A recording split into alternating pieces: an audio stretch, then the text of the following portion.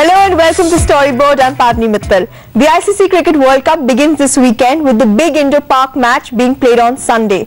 30 brands have come on board as on-air sponsors and have together shelled out an estimated 600 to 700 crore rupees. What's interesting to note is that while there is no presenting sponsor, several brands not normally associated with cricket are making their debut. With ad rates nearly doubling from the last World Cup, we wonder if the tournament will deliver adequate viewership and where this leaves the IPL. Here are the answers.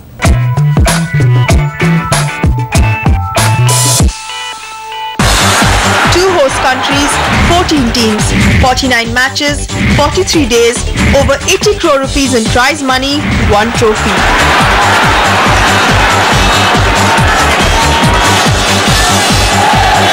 While the men in blue will look to retain the top spot, cheering them on will be the Indian fans and of course the marketers. Global ICC partner PepsiCo will be pushing brand Lay's instead of its flagship beverage Pepsi this World Cup. It kick-started this campaign 3 weeks ago, and though it is not an on-air advertiser on Star, it will be leveraging the ICC association by advertising on starsports.com. What a classic risky flick! ये गेमी है, test का. While we started on television much earlier, as early as the third week of Jan, as the tournament progresses, we will have very significant presence on the digital medium where the matches are going to be watched. In fact, we expect about 4 times increase in digital viewership of the matches, and we will be a big participant in that. So the interest levels are going to be similar or more as it has been the previous Cricket World Cup. But the screens may change, and what we have adapted towards is to proportion our investments accordingly across the different screens, and that's the big change we have done for how we are activating this particular World Cup. Broadcaster Star India has managed to rope in 30 brands as on-air advertisers. Apart from the regular sports backers like Airtel, Vodafone, Maruti, Hero, Amul and Carbon, brands like Raymond, Volini, PolicyBazaar.com and FedEx will be making their debut this World Cup. Raymond is spending an estimated 30 crore rupees to advertise on Star with the aim of increasing awareness around its summer lines through this campaign. The largely TV advertiser says that the World Cup investment is part of its larger punt on cricket.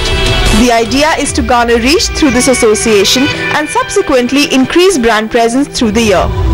If you look at the category in which Raymond operates, all our competitors are either retail brands or are brands which are not even on television. They live in fashion magazines and largely in the print medium.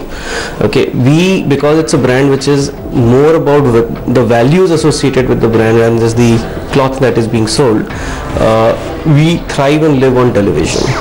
Okay, we like telling stories. Consumers like warming up to our stories. Okay, therefore, if you want to de-seasonalize your relevance in the consumer's life, you need to start building an ongoing conversation rather than come into his life in the winter only, and that's how we have been thinking this through, and that's why you will see a lot more of Raymond on television through the year. Pidilite will be pushing Dr. Fixit and Fevikwik through its World Cup association and will be releasing a special campaign for the Indo Park match. The adhesives maker that has been associated with table tennis and kabaddi in the past says that sports, especially cricket, helps reach its target audience. For us, association with World Cup is not a tactical decision or tactical buy. It's a strategic decision to be present on a big platform which comes every 4 years, which reaches our wide audience, male audience, very effectively. The other difference which this platform has vis-a-vis other sporting events is because this is the only event where national teams square themselves up against each other and decide once in 4 years who is the best. And the audience involvement has a nationalistic emotions and flavor in them, and therefore the involvement is much higher. Therefore, it provides an excellent platform for brands to launch new positionings, new products, etc. And the additional benefit this year brands get and we get is the broadcast in 6 languages will enable us to not only reach a wider audience across geographies, it will also improve the involvement which our brands have in this event.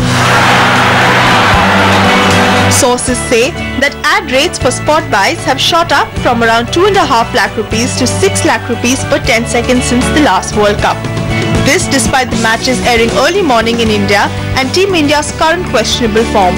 But media planners say that the risk may be worth it.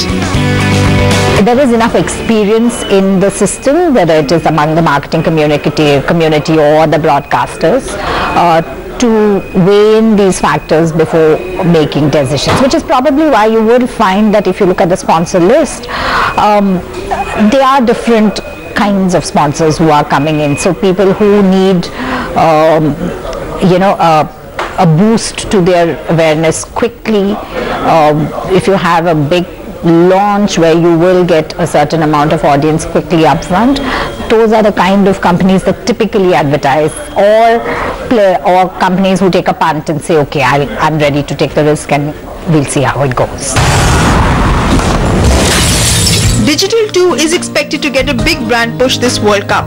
Cheaper than television to advertise on, activations from social media sites will ensure brands and viewers go online to watch and discuss the World Cup. Twitter, for instance, is working with brands to help them reach their target audience and make most of the World Cup chatter on the site.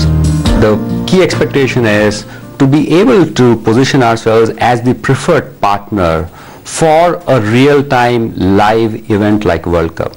We know Twitter is real-time, we know Twitter is public, we know Twitter is conversational.